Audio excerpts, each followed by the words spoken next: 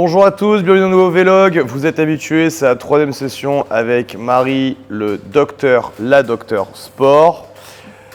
À chaque fois, on aborde des sujets, on développe des thèmes, on essaie de vous donner un peu de connaissances, de casser de la croyance limitante. Marie, salut. Salut. Marie qui est en coaching week. Ouais. Comment va ton corps? Mal. J'ai mal de partout. Mais on progresse tous les jours. C'est le dernier jour. On apprend. Vous avez vu ses mains? Alors, voilà. C'est aussi pour ça qu'on fait la gym les derniers jours de la coaching week. Parce que si on commence par la gym, quand on va dans les taxes, ça nous met les mains. Voilà. On vous attend, bien sûr, rejoignez-nous en coaching week pour une semaine de progression complète de ouf malade. Marie, de quoi on parle aujourd'hui? Plein de choses. J'ai reçu pas mal de questions, des questions axées sur la science, d'autres un peu moins. On m'a demandé de parler de la coaching week aussi. Ok, cool. Comme ça, tu pourras rebondir aussi. Cool. Et puis des sujets peut-être un peu plus sociétaux, on va dire. Ok. On commence? Allez.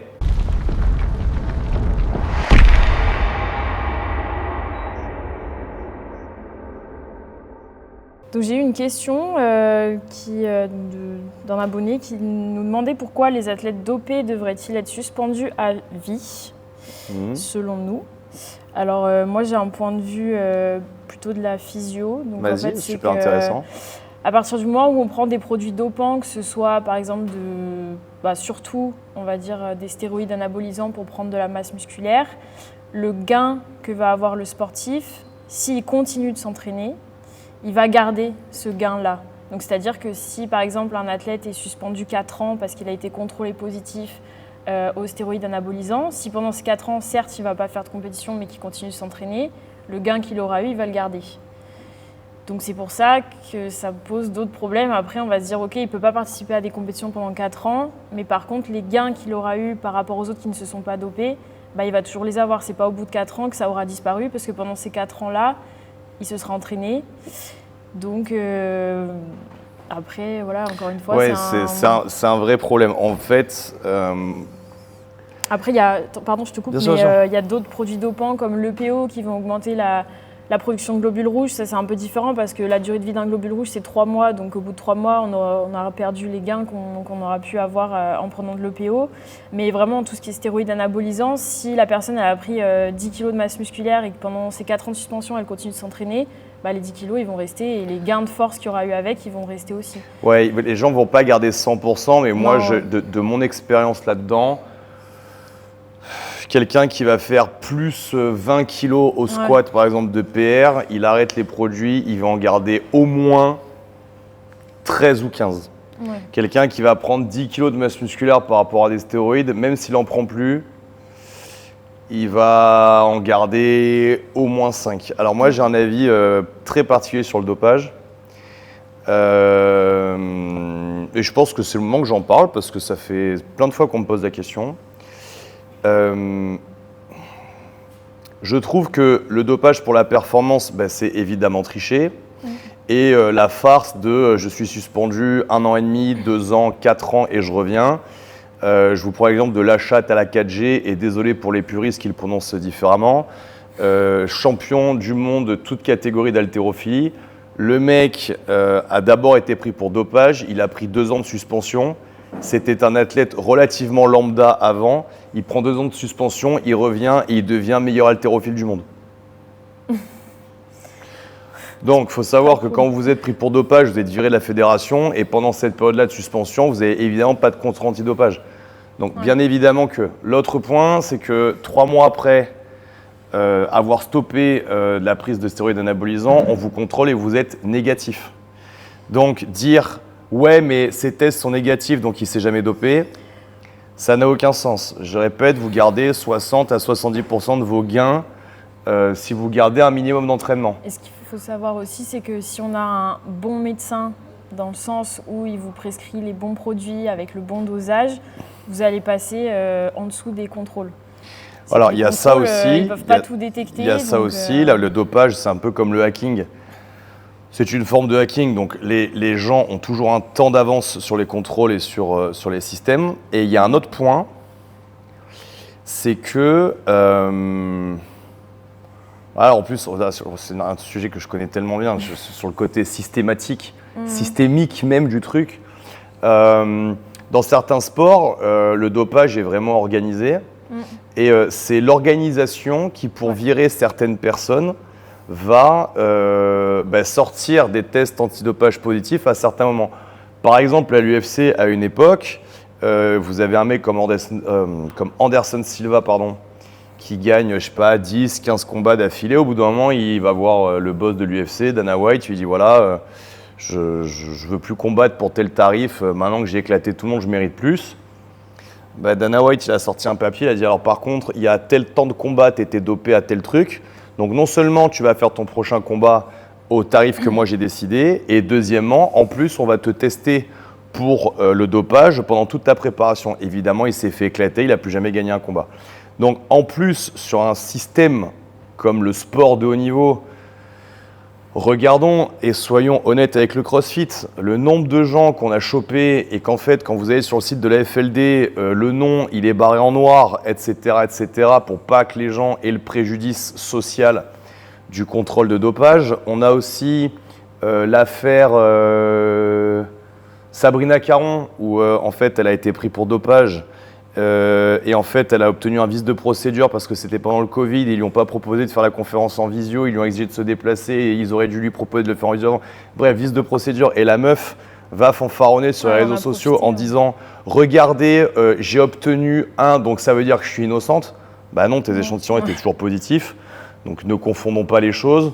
Vous avez Willy Georges qui l'a défendu sur les réseaux sociaux. Résultat des courses, l'avocat de la FLD a remis une charge et elle a bien été prise pour dopage et a bien été condamnée. Donc vous voyez, il y a tout ce système autour de ça. Moi, j'ai un autre avis sur le dopage. Là, tu le disais aussi. En fait, vous êtes dopé qu'à partir du moment où vous prenez des molécules que votre médecin ne vous a pas prescrit. C'est de notoriété publique que la totalité du peloton de Tour de France est sous Ventoline. Mais en fait, ce n'est pas du dopage parce qu'ils sont tous asthmatiques. Donc, ils ont un traitement. Vous avez les mecs qui sont sous TRT, soi-disant thérapie de remplacement de la testostérone, alors qu'en fait, c'est simplement un moyen, après 35 ans, de se doper de manière légale. Il y a là aussi où on peut se poser la question de la légitimité de prendre des médicaments dans certains cas. Par exemple, Rafael Nadal, il n'aurait jamais atteint ce niveau si il n'avait pas pris des anti-inflammatoires et des antidouleurs parce qu'il avait un problème au pied, je crois. Et en fait, il a joué, et c'est pour ça qu'il a arrêté notamment sa carrière, parce qu'à la fin, il a joué en ayant constamment mal. Et en fait, on se dit, ok, mais si dès le départ, il n'avait pas pris tous ces médicaments, est-ce qu'il n'aurait jamais gagné 14 fois Roland Garros, pardon.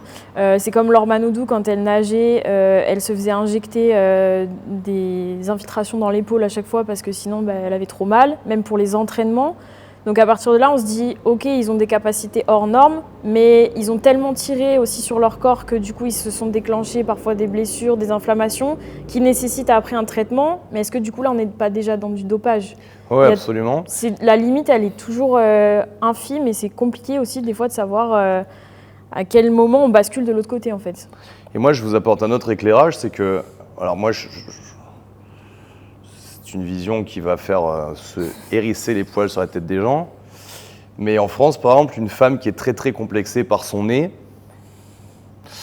elle peut se faire opérer du nez.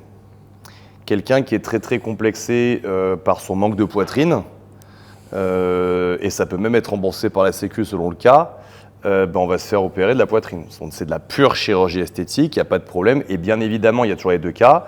La personne qui sait s'arrêter. Donc oui, on a sur la Côte d'Azur plein de femmes qui se sont fait refaire la poitrine. Par exemple, c'est très très en vogue ici depuis une trentaine d'années.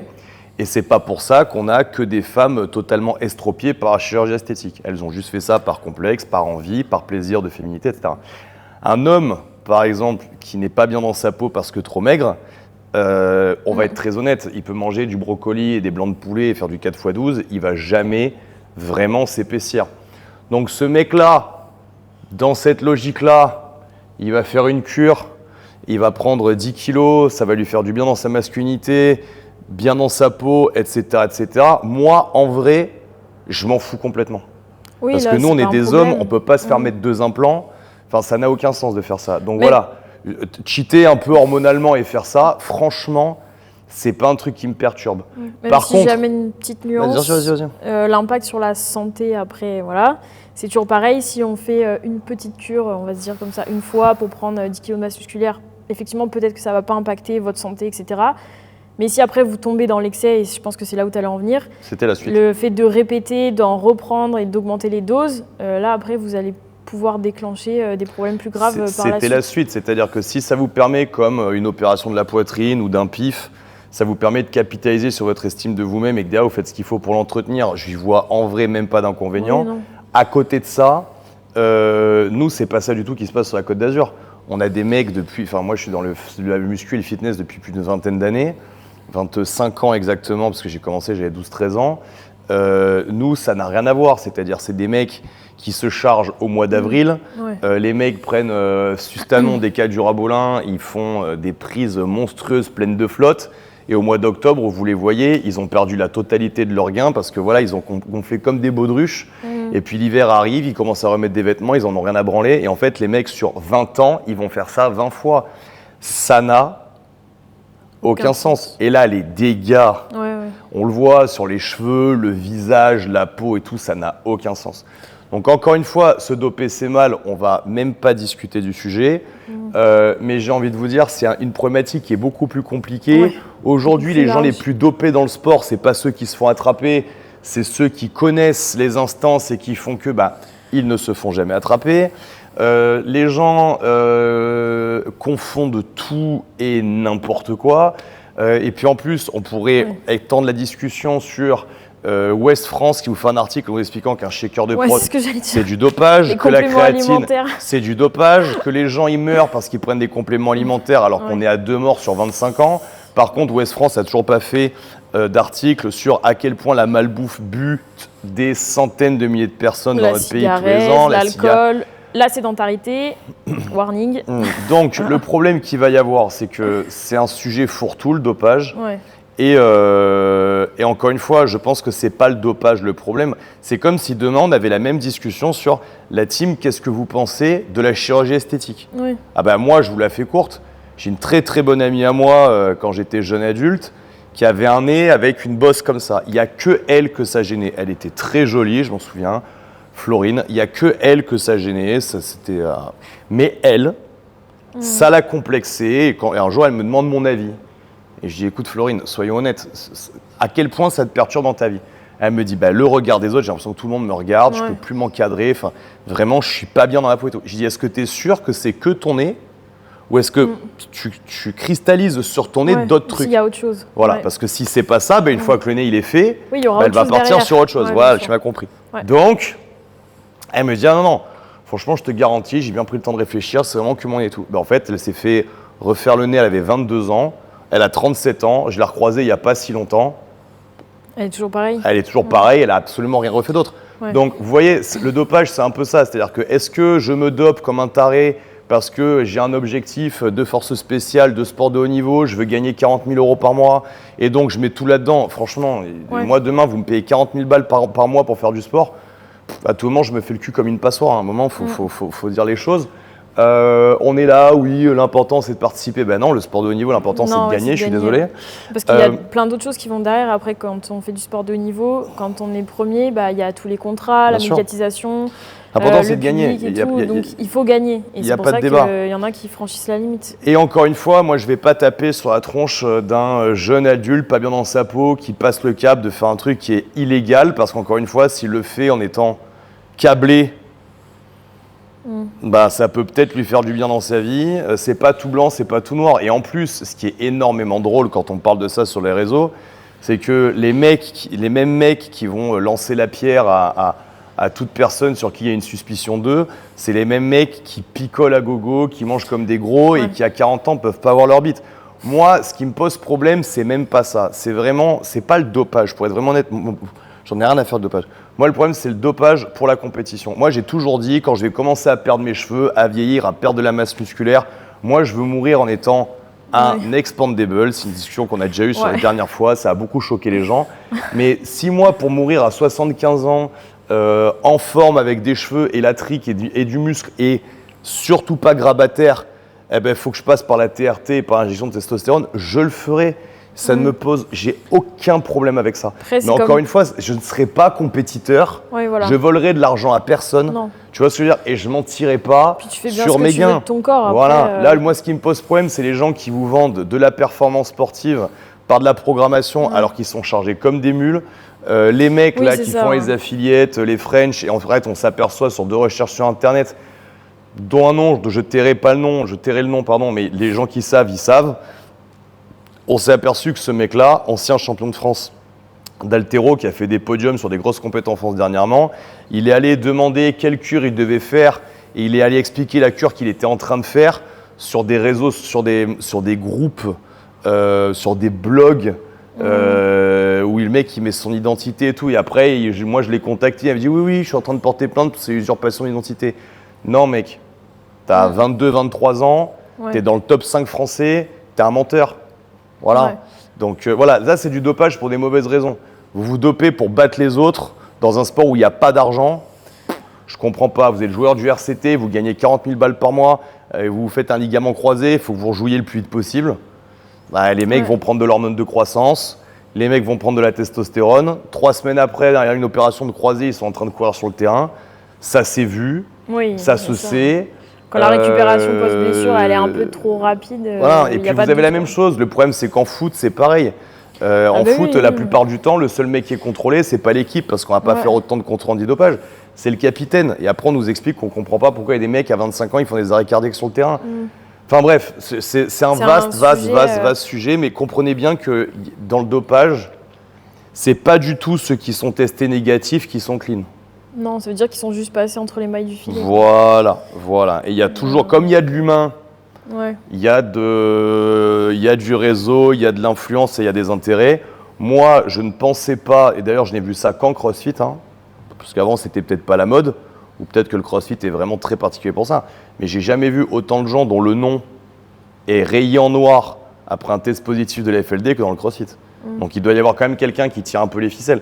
Et pour finir vraiment la discussion, tout ce que j'ai à dire là-dessus, comme ça j'y reviens pas, je connais aussi des gens qui ont pris du Solupred, donc de la cortisone, parce qu'ils font un rhume des foins et qu'ils peuvent plus respirer et qu'on va pas tout le temps aller chez le médecin.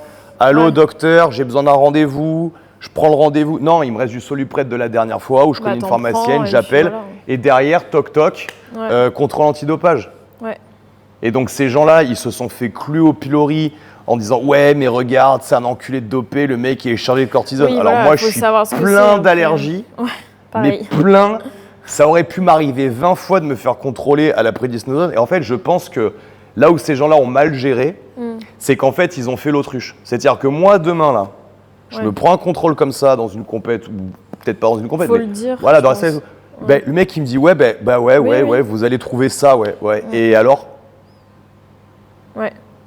Et ils vont me dire, bah oui, vous n'avez pas d'ordonnance. Ouais, mais je vous emmerde en fait. Enfin, vous n'allez pas dénigrer mon travail, mon niveau et ce que j'ai fait parce que vous avez découvert que j'ai pris de la cortisone pour des allergies et que j'ai pas d'ordonnance. Enfin, faut quand même se rendre compte que nous, on a des problèmes de violence sexuelle de malades. On a des problèmes de ouf avec les cartes pro, des gens qui travaillent sans ça. Et on va essayer de me trouver le cul à moi parce que j'ai pris de la cortisone parce que je fais des allergies H20. Enfin, tu comprends ce que je veux dire? Et je pense que là où ils ont mal joué le truc, ces gens-là, c'est qu'ils n'ont pas assumé en fait. C'est-à-dire que quand ils se sont pris un truc, ils ont eu une espèce de honte absolue d'avoir un contrôle positif à la FLD. Et puis au passage, encore une fois, les gens sont malveillants. Donc dès que le mec il a pris ça, non mais c'est un Solupred les amis. Oui, et puis il faut savoir aussi ça je connais pas, mais les seuils de détection des tests aussi, parce que ça m'étonnerait que si tu prends un Solupred à 20 mg ou même 40 mg une fois, tu sois testé positif. Je pense Alors sauf si tu fais le test le lendemain par exemple. Effectivement, là, je pense que ça se trouve, sachant que pour un mec de 80 kg, tu vas en prendre 4, donc tu vas avoir 80 mg. C'est surtout qu'après normalement il faut décroître la dose. Voilà, tu le prends sur 4-5 jours, mais ok, c'est une substance qui est dopante. Ouais, mais bien encore sûr. Une fois, c'est pareil. Et on va dire, t'en avais besoin parce que t'étais malade. Mais ça n'a pas de comparaison avec l'autre qui s'est fait choper au migandrol et qui dit que c'était dans une crème parce qu'elle avait mal à l'épaule. À un moment, il faut arrêter de tout mettre dans le même panier. C'est comme mélanger. C'est comme si on met dans le même panier toutes les violences sexuelles. Donc, on met. Alors, je justifie pas que c'est bien, mais on met la blague potache dans le même panier que l'effleurage, que le viol en réunion. Alors oui, c'est dans la famille des violences sexuelles, mais bon, il y a quand même pas de rapport. Vous avez un mec qui n'a pas d'humour, vous avez un mec qui a mal interprété un signal, et vous avez un mec qui a traumatisé une personne à vie. Vous voyez ce que je veux dire? Donc le dopage, c'est un peu ça. À un moment, il faut arrêter de prendre tous les gens pour des cons. Vous avez un sport très médiatisé en France où tout le monde s'arrache pour avoir une étape qui passe dans sa ville tellement il y a d'oseille. Les mecs sont tous pleins et sponsorisés par la sécurité sociale.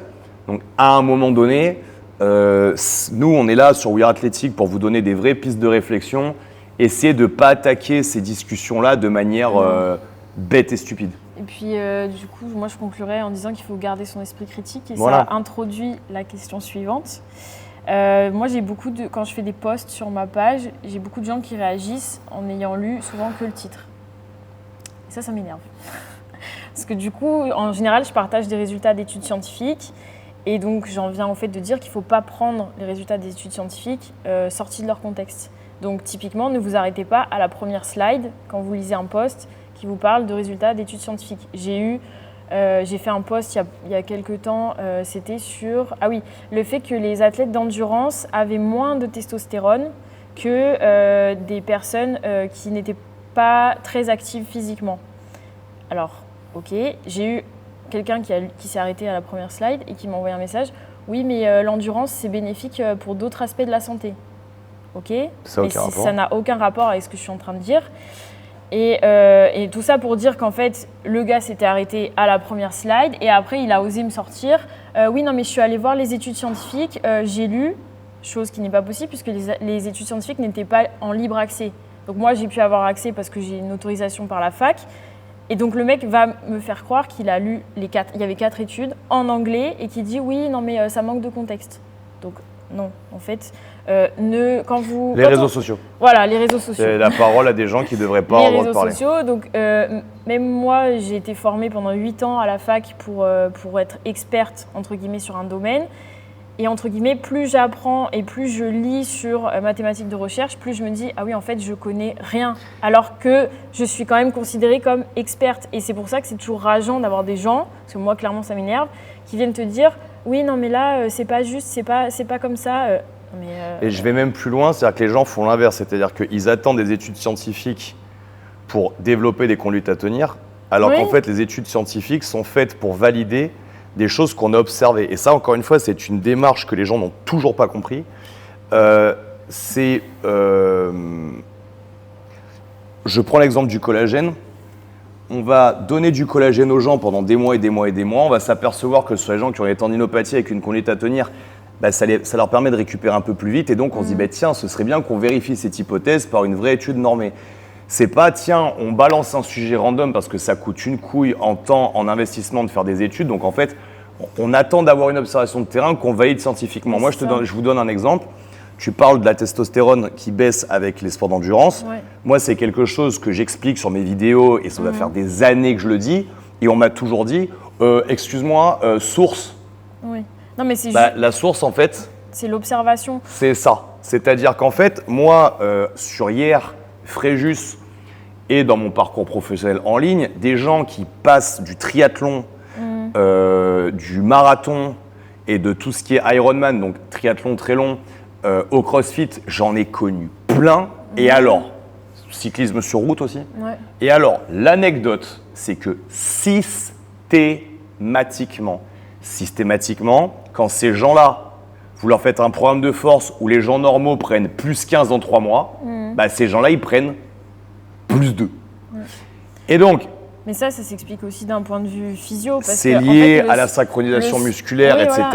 Mais tu as aussi une réponse métabolique hormonale qui n'a plus aucun rapport. Mais ça, les sports d'endurance, en fait, ils vont favoriser l'endurance. Et justement, l'endurance musculaire, c'est pas du volume. Le volume et l'hypertrophie, ça se prend notamment grâce à la testostérone. Les sports d'endurance, c'est pas ce qu'on va viser. Au contraire, c'est d'être le plus léger possible pour aller le plus vite possible et le plus longtemps possible. Et en plus de ça, ce qu'il faut savoir, c'est qu'en général, les sportifs d'endurance, ils ont un taux de masse grasse qui est très faible.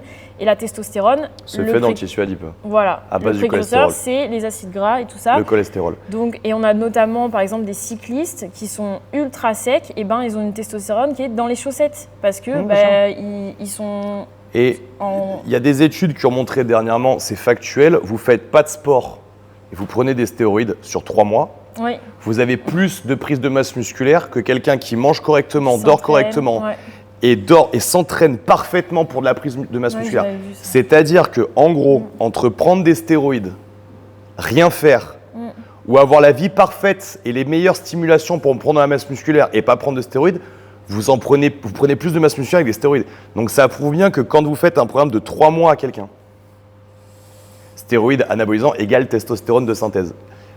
Ça prouve bien que quand vous faites un programme d'hypertrophie force à quelqu'un et qu'il a 4 fois moins de réponse métabolique de son corps que quelqu'un de lambda, c'est que de base, le problème il est hormonal. Il n'y a pas besoin de chercher midi à 14h, vous comprenez?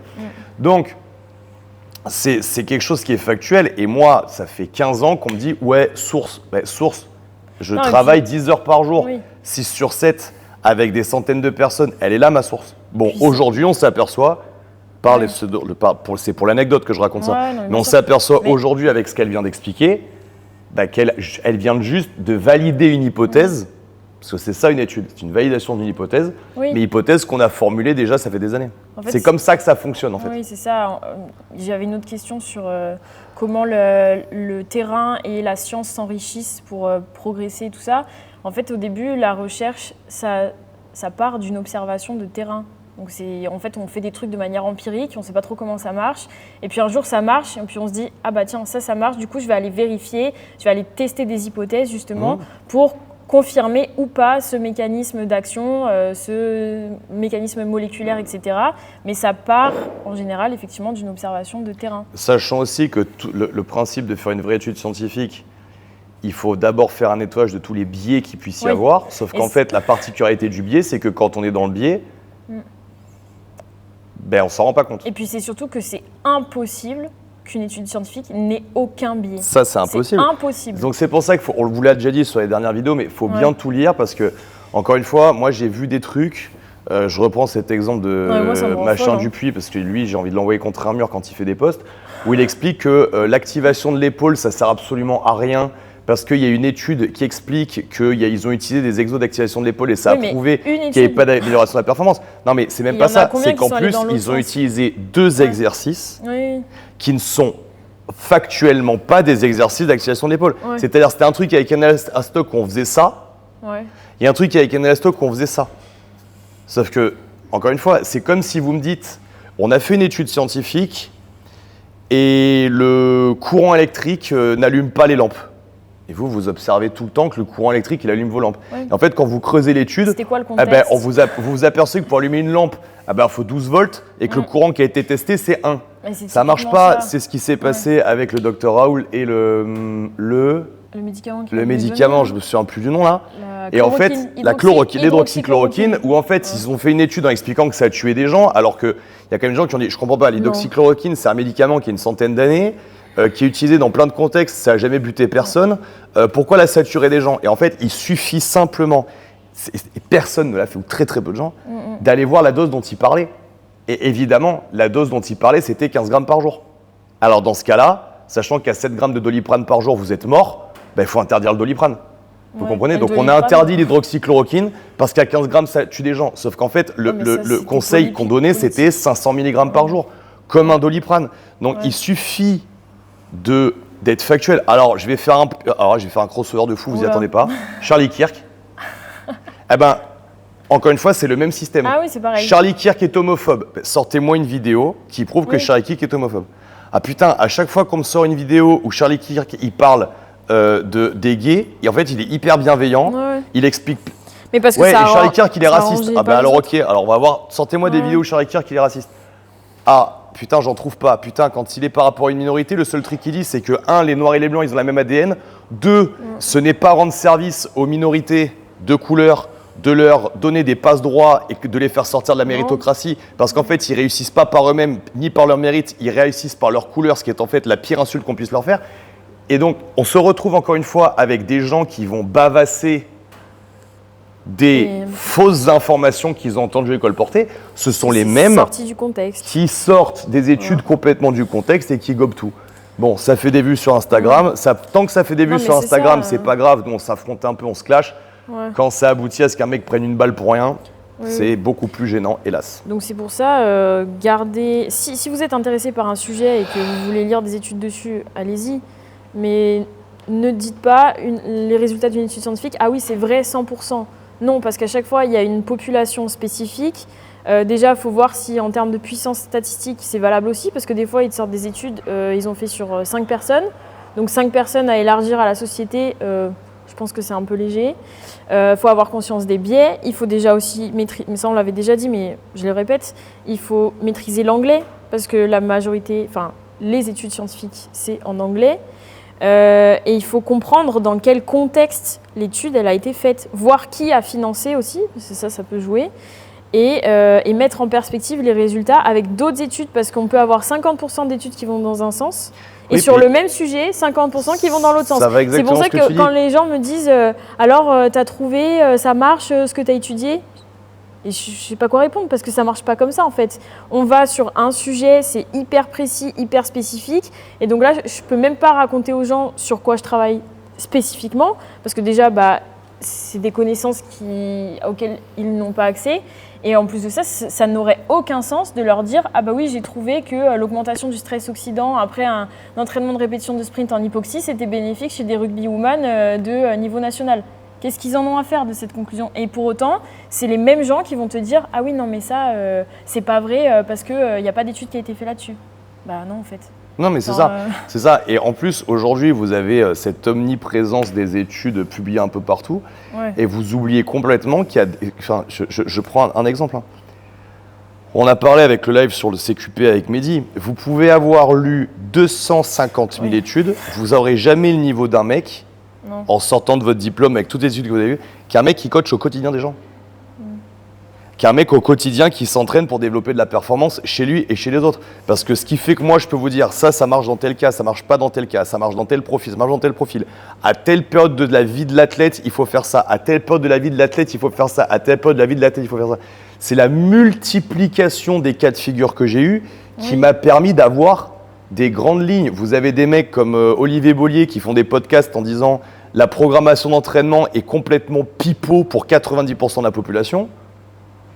Et vous allez sortir, sur quoi il se base pour dire ça? Il se base sur son observation. Il n'y a aucune étude qui t'explique ça. Mais la vérité, c'est que, je prends un exemple sur la force maximale, vous prenez n'importe quel débutant, vous lui faites faire du 5x5, du 5x2, du 5x3, du 4x10, du 4x12, tant qu'il utilise ses jambes, les 3 premières années, il va prendre du niveau. Il peut faire des wall balls, il peut faire de la barre lourde, il peut faire du rameur, son RM va augmenter. Donc vous êtes là à vous masturber la tête sur des programmations de malades. Si ça ne fait pas 3 ans que vous faites des sports de force, la programmation ne sert à rien, il faut juste faire de la force. Quand on a des athlètes qui commencent à devenir un petit peu spécialisés, là il faut commencer à cycler, à faire des trucs. Mais encore une fois, avant d'en arriver là, il y a un step. Quelle étude le valide? Je suis certain qu'il n'y en a aucune. Mais par contre, l'expérience de terrain prouve que n'importe quel mec qui coach depuis 10 ans, quand il voit un débutant qui connaît que dalle et qui veut se casser avec des programmations, soit il a un truc à lui vendre. Ouais. Et donc il va lui vendre, soit il va lui dire « Hey Gary, je te demande juste d'être régulier, voilà, avec un entraînement totalement random, tu vas quasiment autant progresser et c'est la vérité. Ouais. » Donc, à mon avis, vous devriez vous tourner plutôt vers des gens qui ont de la bouteille, des gens qui ont de l'expérience. S'il vous plaît. Et lire des études, c'est super bien, mais tout résumer à ça, non, ça n'a pas de sens. Je suis désolée, moi ça fait 8 ans que je travaille là-dedans, que je fais mes études là-dedans, et même encore aujourd'hui, j'apprends encore à lire des études, à trouver tous les biais. Et encore une fois, je suis spécialiste que dans un domaine, ça ne me viendrait jamais à l'idée d'aller critiquer une étude en neurosciences, par exemple, parce que ce n'est pas du tout mon domaine. Donc, c'est pas parce que vous êtes derrière un écran, que vous avez un avis, parce qu'en plus, souvent, les gens réagissent quand ce qu'on poste va à l'encontre de leur système de croyance. En fait, ils ont un système de croyance bien établi, basé sur quoi, je ne sais pas. Et du coup, ils vont te dire « Ah ben non, ça c'est faux parce que chez moi, c'est pas comme ça. » Hier, j'ai discuté avec une fille qui m'expliquait qu'il ne fallait pas essentialiser le courant antifa et le courant de gauche parce qu'ils n'étaient pas tous pareils, etc., etc. Mais ce qui est hyper drôle, c'est que j'ai screenshoté la discussion et par contre, elle m'expliquait que tous les gens de droite, il fallait tous les mettre dans le même panier. Et tous Donc, j'ai dit, alors en fait, tu me dis qu'on ne peut pas essentialiser les humains et les comportements quand je parle d'un courant politique, et en vrai, je peux bien l'entendre. Oui, mais ton argument, bien sûr. c'est que tu essentialises les c'est gens que dans un sens, en fait. du courant que tu n'aimes pas. Oui. Tu comprends bien que, argumentairement parlant, Non, ça tient pas la route. c'est parfaitement absurde. Oui. C'est parce que tu renforces pas son système de croyance. Donc, Du oui, coup, et tu dis un truc très vrai. C'est-à-dire que, par exemple, je vais faire des posts pro-force de l'ordre pendant des mois et des mois. Ouais. Je vais avoir aucun commentaire. Un jour, je vais prendre un mec qui tire au flashball dans des gilets jaunes ou qui sort un squatter, qui sort un propriétaire pour remettre le squatter, et je vais dire franchement les forces de l'ordre, vous n'êtes pas payés pour ça, c'est scandaleux, vous n'avez aucun libre arbitre. Et là, je vais me prendre. Ouais, je suis méga déçu. Moi qui pensais que tu étais de notre côté. Franchement, c'est grave de dire des trucs comme ça. Tu connais pas notre. Alors, je vais vous le dire, les amis. Moi, je suis pro-force de l'ordre. Il n'y en a pas assez, ils n'ont pas assez de pouvoir, etc., etc. Mais par contre, j'accepterai jamais qu'un groupe de gendarmes aille chercher un propriétaire et le sorte de chez lui pour remettre le squatter qui vient de virer. Et vous pouvez m'expliquer que c'est la hiérarchie, c'est pas de votre faute. Moi, je connais des gens qui ont quitté l'institution parce qu'ils croyaient pas dans un truc. J'ai reçu des ordres complètement débiles quand j'étais agent de sécurité. Je les ai pas suivis, j'ai démissionné. Ok, donc à un moment, c'est le, je poursuis parce que je suis lancé. C'est l'argumentaire de la Waffen-SS. Vous voyez, et des nazis. Ouais, mais c'était pas leur faute, c'était les ordres. Procès ouais, d'accord, ok. c'est ce qu'ils ont dit. Voilà, à Nuremberg, il y avait personne qui était au courant. Il y a que des gens qui ont écouté les ordres. Donc à un moment, faites très très attention à cet argumentaire-là. Vous suivez des ordres de merde, vous êtes une merde. Et pourtant, c'est un pro-force de l'ordre qui dit ça. J'en ai plein ma salle, j'en côtoie très régulièrement sur des stages et des formations. Je suis pro-force de l'ordre. Mais à partir du moment où on vous demande de faire des ordres de merde qui vont à l'encontre de votre mission de service public et que vous servez des intérêts qui ne sont pas ceux de la population, vous êtes une merde. Et vous pouvez être capitaine, gendarme, policier, j'en ai rien à foutre. Votre fonction ne prendra, à mon sens, jamais la légitimité sur votre libre arbitre. J'en ai rien à branler des conséquences sur votre boulot. Si vous n'agissez que quand il n'y a aucune conséquence négative, vous n'êtes pas un homme. Voilà. Donc moi, je suis entouré, j'en ai dans mon staff, de gens qui se sont barrés parce qu'ils ne croyaient plus du tout dans l'institution. Et c'est des gens qui n'ont pas eu peur de se jeter complètement dans le monde civil. Donc si vous restez dans votre confort à écouter des ordres de merde qui ne servent pas la population, vous êtes une merde. Voilà. C'est dit. Mais j'aime les forces de l'ordre. Bref, tout ça pour dire que trop loin. Gardez votre esprit critique. On a digressé trop loin là. J'aime bien moi. Ok, question suivante. J'ai trouvé hyper intéressant. Quelle place a l'intelligence artificielle dans vos pratiques respectives et quel est l'impact sur vos professions? Un peu sujet d'actualité. Je peux commencer. Nous, ça nous a... j'ai écouté une phrase d'un mec, ça m'a pas mal perturbé. Un gars qu'il ne faut pas du tout écouter, qui dit souvent que de la merde, mais il dit parfois deux, trois éclairs de génie qui sont intéressants. Oussama Hamar qui a dit l'intelligence artificielle, c'était un truc qui était censé pulvériser tous les emplois. J'ai jamais autant employé depuis que j'utilise l'intelligence artificielle parce que ça crée des opportunités. Pour moi, on est clairement dedans, on n'a jamais été autant d'employés et pourtant on utilise l'IA pour la création de nos pages de vente, pour de la génération de texte, à savoir que l'IA, le terme de IA n'est pas bon. Ce ne sont que des générateurs de texte. Donc si vous n'avez pas d'idée, ça ne marche pas. Ça m'a permis de réembellir beaucoup de nos formations qui étaient des pavés absolument indigestes. Ça nous a permis de re-rendre une vraie digestabilité à des contenus qui étaient beaucoup trop gros, etc. Ça nous a permis de donner énormément de valeur dernièrement. Donc pour nous, c'est comme ça qu'on l'utilise. Après... Mais t'as pas des gens qui viennent te voir en disant tiens, ChatGPT m'a fait un programme de sport Non, et puis alors vous pouvez suivre des programmes de sport de ChatGPT, ils le font très très bien. Il y a même des diètes qu'on a testées par ChatGPT, le fait très bien. Ouais. Le truc, c'est que là où notre métier à nous ne sera jamais remplacé par l'intelligence artificielle, c'est que nous sommes des humains. Ouais. Et les humains ont besoin d'interagir avec des humains. Donc par exemple, quelqu'un qui a du mal à tenir sa diète, il peut aller sur ChatGPT, se faire sa diète tout seul, ça pose aucun problème. Il y a 100% de chances qu'il ne la respecte pas. Ouais. Parce que vous devez comprendre que si les gens ne font pas les choses, c'est pas parce qu'ils manquent de connaissances. C'est parce qu'ils ont des problèmes d'estime d'eux-mêmes et de confiance en eux. Et donc suivre un programme que vous avez généré tout seul ne va pas améliorer votre estime de vous-même et votre confiance en vous. Puis donc le coaching technique, l'ordinateur ne le fera pas. Les comptes rendus, les suivis, les encouragements, même si un jour une intelligence artificielle peut le faire, vous saurez que c'est un robot. C'est pas pareil. Ouais. Et donc, à moins que vous fassiez partie du groupe de personnes qui peut tomber amoureuse de ChatGPT, ça vous apportera rien, vous voyez. Donc moi, je suis pas très inquiet. Par contre, clairement, il y a moyen de bien embellir la transmission de son message. Ouais. Utiliser ChatGPT pour donner des idées et faire un très beau texte par rapport aux idées que vous avez, c'est nickel. Par contre, si vous n'avez aucune idée, ChatGPT ne va pas vous pondre des textes. Ou alors, ça va se voir que c'est tout le temps la même chose, que c'est redondant, vous n'avez pas de plus-value. Moi, j'utilise bien sûr ChatGPT pour des posts que je fais, mais encore une fois, l'idée, c'est moi qui l'ai. La direction du post, c'est moi qui vais le donner. Par contre, bien évidemment, entre moi qui vais écrire et demander à ChatGPT de mettre une super forme, ChatGPT le fait bien mieux que moi. Plus rapidement aussi. Ouais. Et on a fait des formations dernièrement où d'entrée, j'ai expliqué que le contenu avait été fait avec de l'IA, mais ça m'a permis de faire le contenu en 2 mois, alors qu'en fait, ça m'aurait mis 3 ans. Oui, voilà, c'est ça. Voilà. Ouais. Par contre, je vous propose d'essayer de faire nos formations à notre calibre à nous, avec le volume qu'on met, en utilisant ChatGPT. Vos formations seront éclatées au sol par rapport aux nôtres, parce que ChatGPT, vous lui demandez une formation sur, je sais pas, la préparation mentale, vous allez le faire. Sauf qu'en fait, quand vous allez lire ce qui va vous sortir, vous ne savez pas ce qui manque parce que vous n'avez pas le niveau de formation. Voilà. Alors que moi, je suis capable de dire, les connaissances. Ok, par contre, il me manque ça, ça faut le développer, ça c'est faux, ça il faut qu'on ajoute ça, c'est ça, pam. Et donc on se retrouve nous à être capable d'utiliser ce contenu comme un turbo giga booster dans notre métier, mais parce qu'on a la connaissance de base. Vous voyez, il ne s'agit pas de se dire demain je vais monter une organisme de formation. Et puis je vais faire que des formations de ChatGPT que je vais faire avec ChatGPT parce que là vos formations n'auront aucune valeur ajoutée parce que ça sera juste comme fait ChatGPT, un amas de trucs qu'il a trouvé sur les articles internet.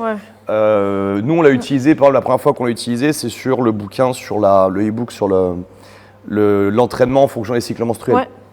Première version qui nous a sorti, c'était sympa. On a travaillé encore 1 mois et demi dessus à 4 ou 5 personnes parce qu'on s'est aperçu en creusant exactement qu'il y avait des données qui étaient fausses, qu'il y avait des données qui manquaient, qu'il y avait des sujets et des thématiques qui n'avaient pas été abordées. Et ce qui fait que ce livre a été un succès intersidéral et qu'il a encore beaucoup acheté aujourd'hui. Mais c'est parce que personne n'a réussi à faire un contenu aussi complet. Et on a réussi à faire un contenu aussi complet parce que les intelligences artificielles nous ont permis de rendre digeste des connaissances qu'on avait déjà. Ça me permet de rebondir du coup par rapport à ma pratique, enfin mon métier.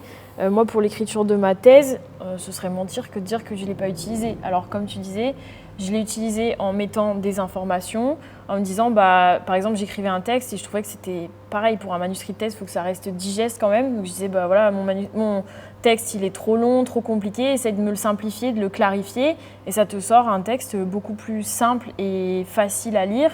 Donc, je m'en suis servi comme ça. Après, nous, on a un autre souci, parce que je donne des cours aussi à la fac, et on a des formats de partiels qu'on a dû changer parce qu'on sait très bien que les étudiants, ils utilisent ChatGPT pour répondre à leurs partiels. Donc c'est des questions ouvertes, mais eux, comme ils ne font pas l'effort non plus d'apprendre et d'avoir déjà des connaissances, chose que nous, on peut avoir, on va très bien voir tout de suite si c'est ChatGPT qui a répondu au partiel ou si c'est l'étudiant.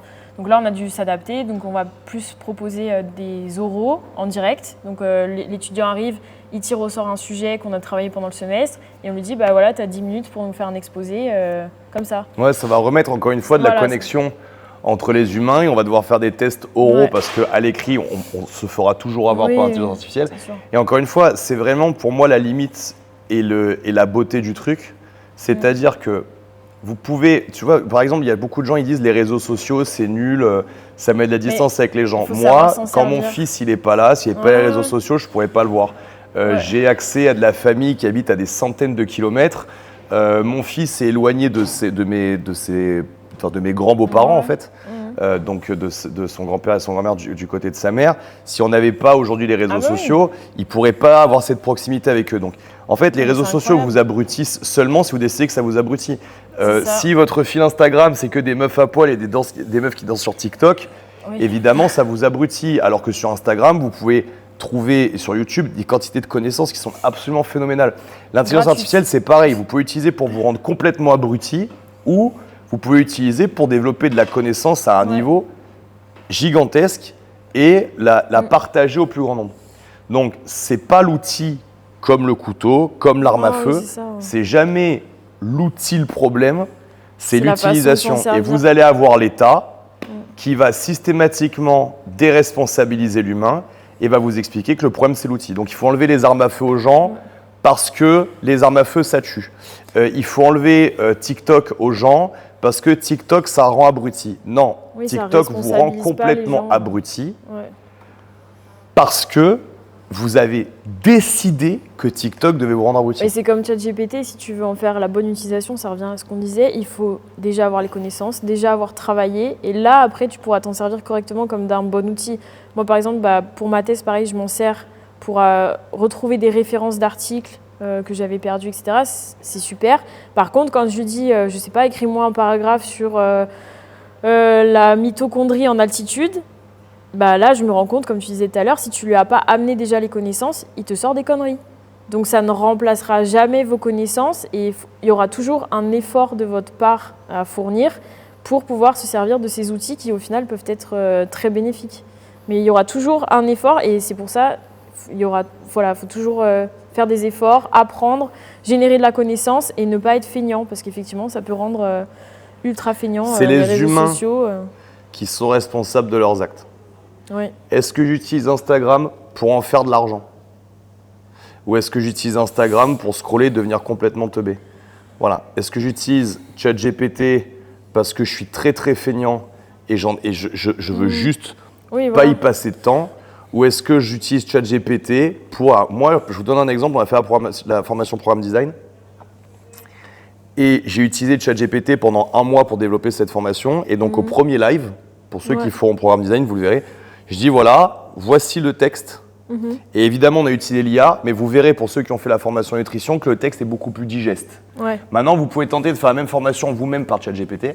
Vous verrez que vous n'aurez même pas le quart des connaissances qu'il y a dans cette formation, parce qu'il y a 140 pages qu'on a développées. Ouais. C'est la première formation qu'on a fait avec de l'IA à l'écrit. J'ai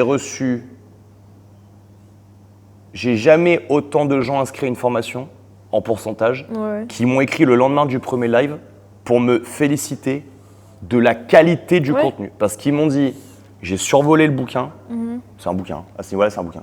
Ils m'ont dit, j'ai jamais vu autant de connaissances en programmation réunies au même endroit pour un tarif comme ça. Ouais. Et je leur ai dit, si j'avais dû le faire moi à la main, j'aurais mis 2 ans. Ah oui. Ah ben là j'ai mis 2 mois, tu vois. Et au passage, avec une mise en page propre, un truc digeste, Oui, voilà, c'est fluide, ça fait pas pavé. Rajoute à ça les vidéos qu'on fait en live pour expliquer les trucs. La formation est super quali. Ça Donc, améliore la qualité. voilà, pas le c'est contenu. Le exactement. contenu, il faut l'amener déjà de Exactement. base. Ça nous permet de délivrer, ça nous a permis vraiment de faire un level up sur la qualité de la délivrance du truc. C'est juste ça. Ok. Après, c'était pas vraiment une question, mais c'était quelqu'un qui me demandait de décrire la Coaching Week. Ah bah vas-y, je te laisse faire. Alors, la Coaching Week, c'est intense. En témoignent mes douleurs aux articulations. Du coup, alors moi, j'ai fait sur 5 jours. Donc aujourd'hui, c'est le dernier jour. On a 2 entraînements par jour, supervisés par Guillaume. Il peut y avoir Orlan aussi qui intervient souvent sur des sujets. Du coup, on a commencé lundi par le snatch, parce que de ce que tu nous as dit, c'est le mouvement qui permet de voir là où ça pêche. En diagnostic, le snatch me permet de voir vos problèmes de mobilité, vos problèmes de posture, vos problèmes de force. Souvent, il y a aussi des problèmes de coordination, de coachabilité. Donc voilà, ça me permet derrière de savoir quelle semaine on va passer avec les gens et qu'est-ce que je vais devoir leur apporter, puisque je répète, c'est entièrement personnalisé. Donc on attaque fort. Quand on arrive et qu'on dit on commence par le snatch, on dit ok, mais ça se passe bien. Ensuite, on fait, qu'est-ce qu'on a fait d'autre? Du clean, du squat, on a fait de la gym, on a fait du renfort aussi. Plein d'exos pour améliorer la mobilité, renforcer nos muscles et nos points faibles. Aujourd'hui, on va finir par du handstand walk. Yes, exactement. Voilà. Donc franchement, c'est une super expérience. J'avais commencé à faire un petit vlog que j'ai pas posté d'ailleurs, mais je le posterai bientôt, où je disais que la façon dont tu expliques les choses, ça me fait penser un peu à la méthode scientifique. En fait, tu amènes des arguments, mais toujours avec un exemple, tu vois. Et du coup, ça permet, c'est de la démonstration en fait, typiquement.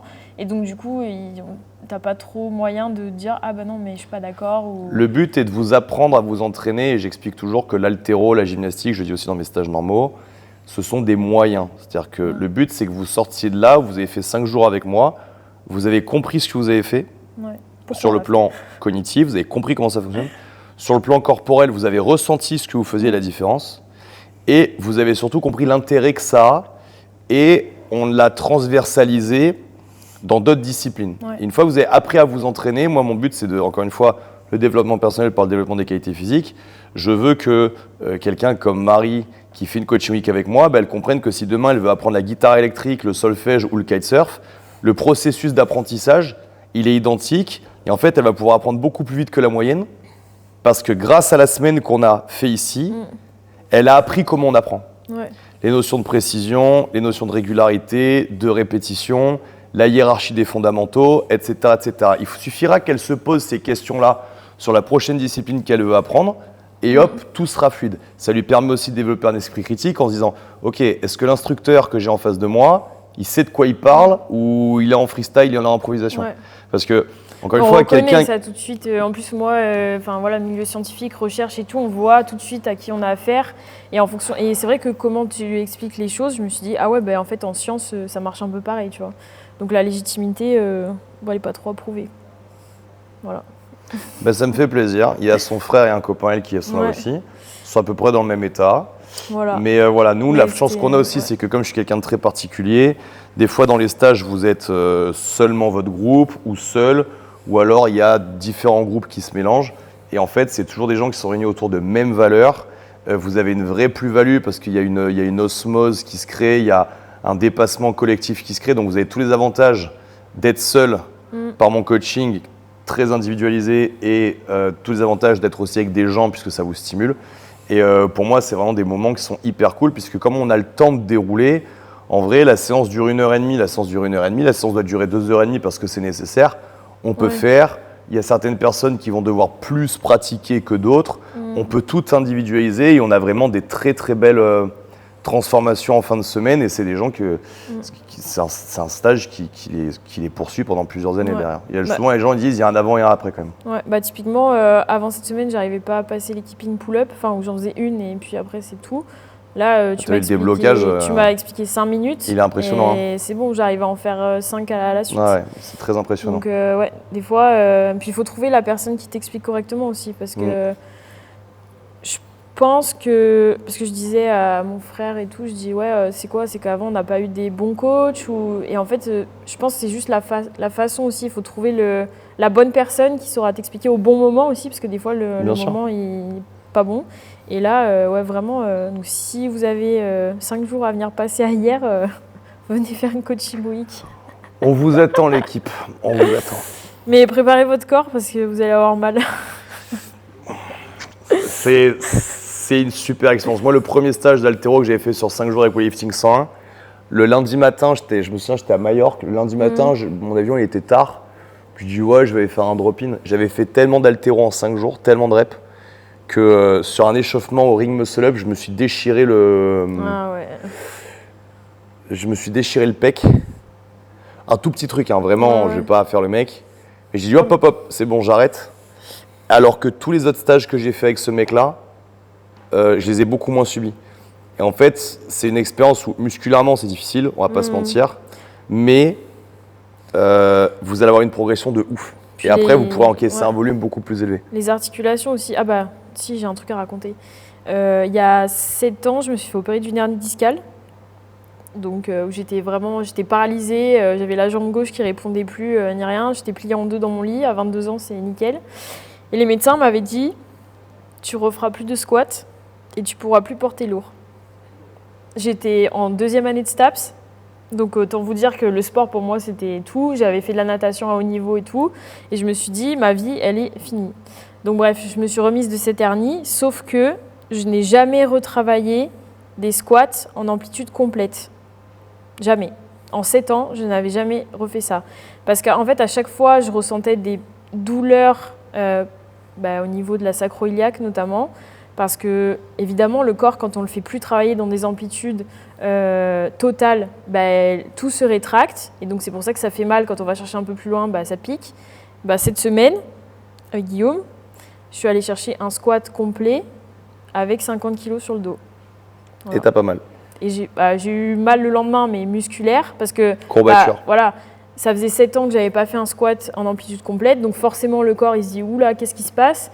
Mais c'était pas du tout des douleurs articulaires, des douleurs de hernie. Et c'est pas de l'articulaire, exactement. Voilà, c'est ça, c'était vraiment des courbatures au niveau de la masse sacro-lombaire. Et chose incroyable, c'est que juste avec des exercices d'activation des fessiers notamment, ça me fait passer complètement les douleurs. Et du coup, ça me fait introduire un autre sujet.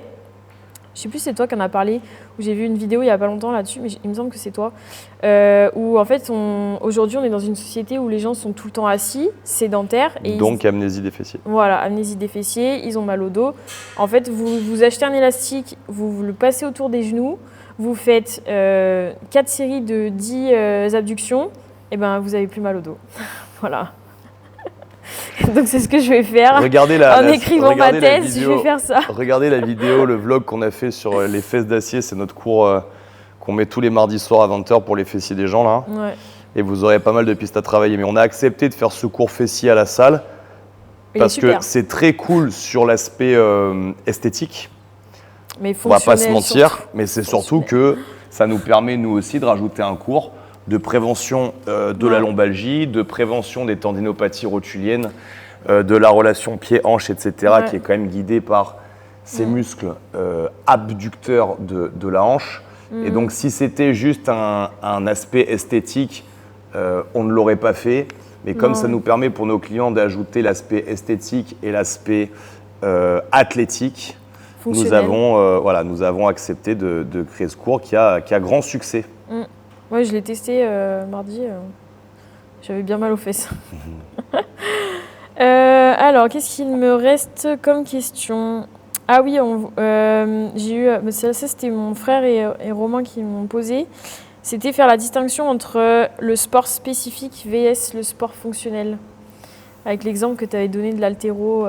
Ouais, j'expliquais que tout ce qui est split jerk, par exemple, ou push jerk, qui sont à la barre des exercices qui abîment beaucoup les épaules et qui sont pour moi une des raisons du succès de l'Irox, puisqu'il n'y a pas de choses en complète extension au-dessus de la tête avec les bras tendus qui posent problème à beaucoup de gens qui ont plus de 30 ans. En fait, j'aime bien souvent faire le distinguo entre qu'est-ce qui est sport spécifique et qu'est-ce qui ne l'est pas. Je vous donne un exemple, j'avais pris un autre exemple que celui-là.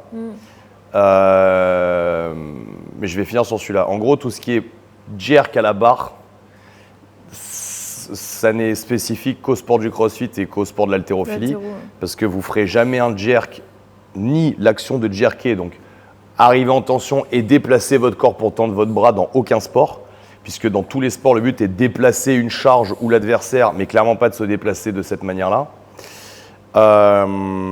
Donc c'est sport spécifique, ça n'empêche pas que Thérèse, 75 ans, le travaille, mais pas pour l'aspect performance, pour l'aspect cognitif, puisque c'est des flexions, extensions dans des sens opposés de manière simultanée, donc c'est très bien sur l'aspect plasticité cérébrale, mais ça s'arrête là. Et je vous donne un autre exemple, c'est tout ce qui est mouvement de natation, par exemple, sportive. Ça, je peux en parler.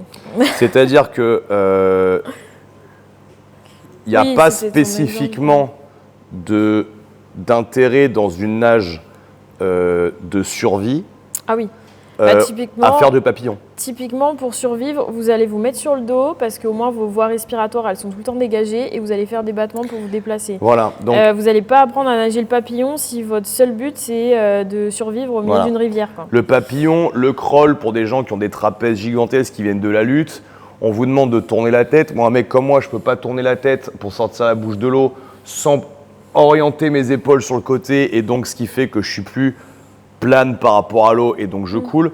Donc ce que je vous expliquais, c'est par exemple même le crawl.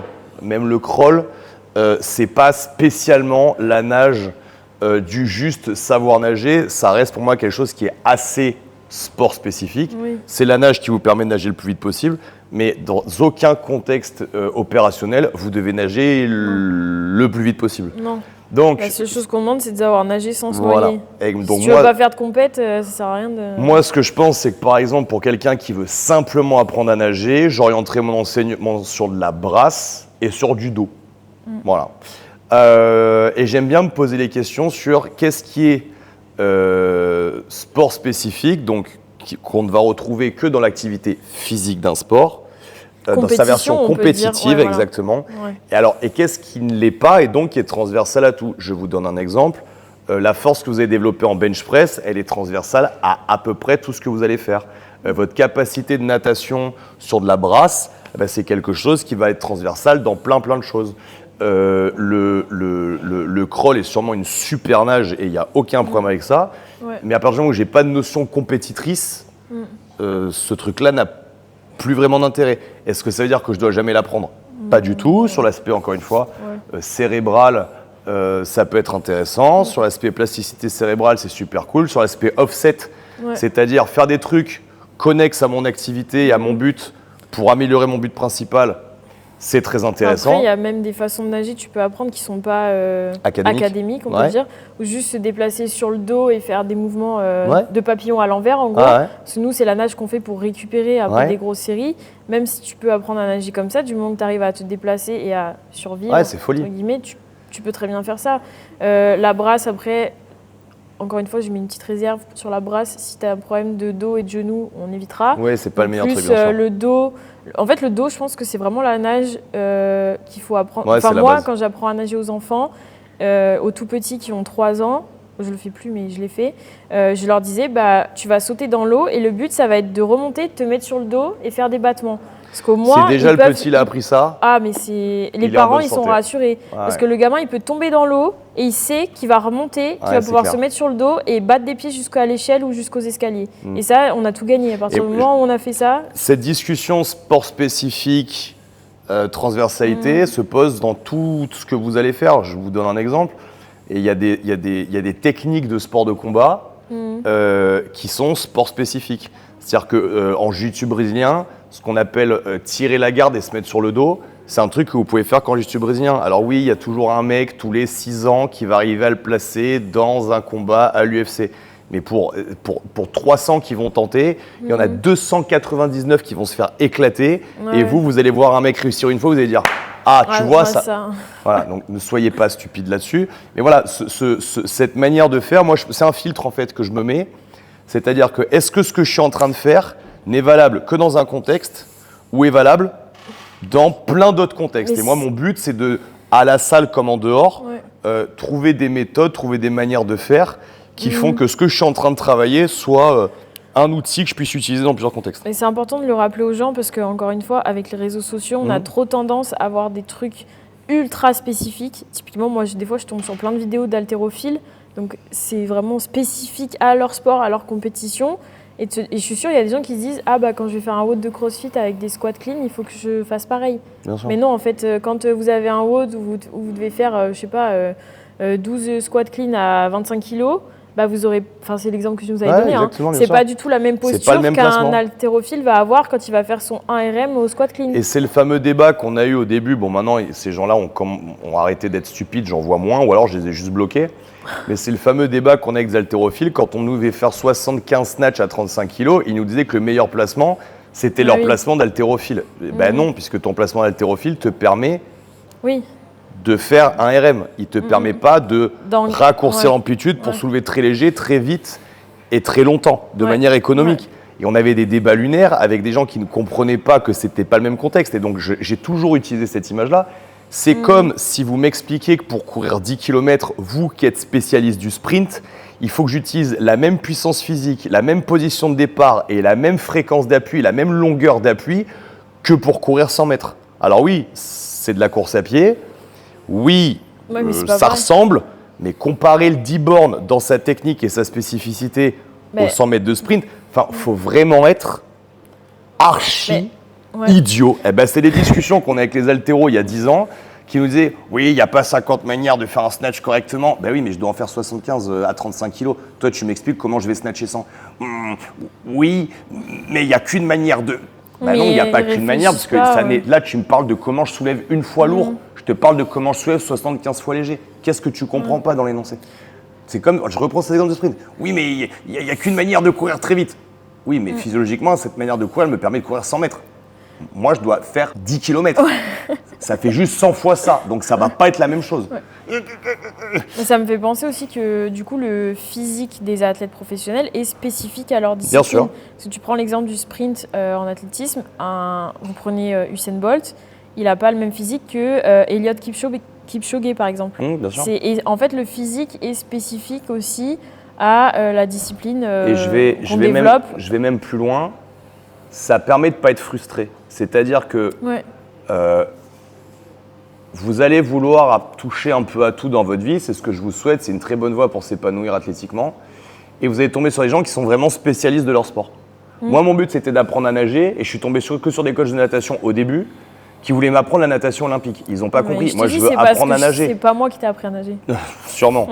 Et donc, quand ils essayaient de me faire tourner la tête, ils ne comprenaient pas que j'avais un coup de lutteur et que moi, ma nuque, je l'utilise pour plein de trucs.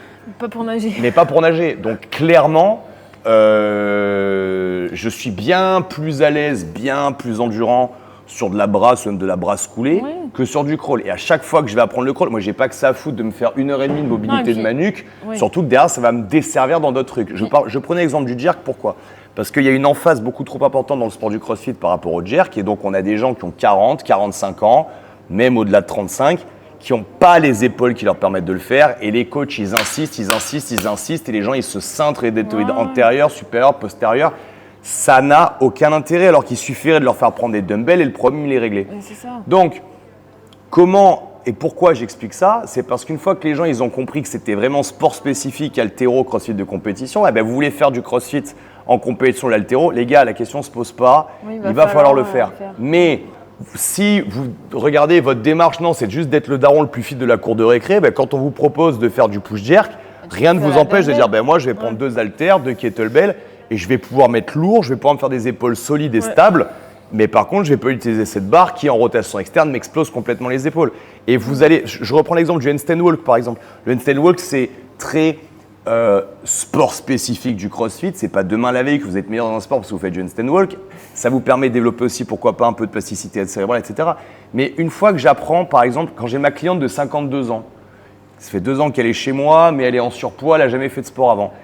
Est-ce qu'elle a un intérêt à bosser le handstand walk? Oui, et peut-être qu'elle y arrivera jamais. Mais le fait de mettre la tête en bas et de se casser la tête à comprendre comment ça marche, son cerveau fonctionne, il fait de la plasticité cérébrale, donc sur l'entraînement cognitif de cette personne, j'ai un intérêt. Maintenant, je peux lui dire, écoute, par contre, Sandrine,